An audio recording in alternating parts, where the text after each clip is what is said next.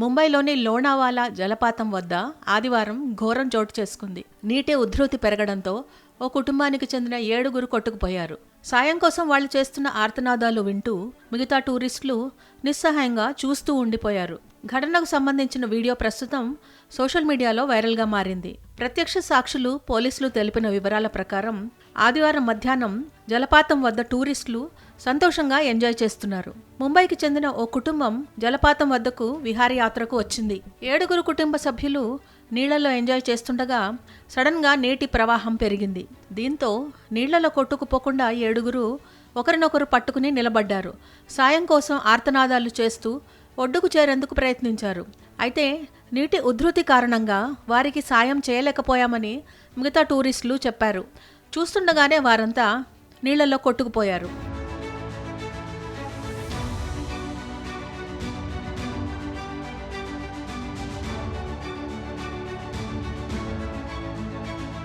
అందులో 2 మాత్రం అతి కష్టం మీద ఈదుకుంటూ ఒడ్డుకు చేరారు. సమాచారం అందుకున్న పోలీసులు, రెస్క్యూ టీం అక్కడికి చేరుకునేలోగా ఇదంతా జరిగిపోయింది.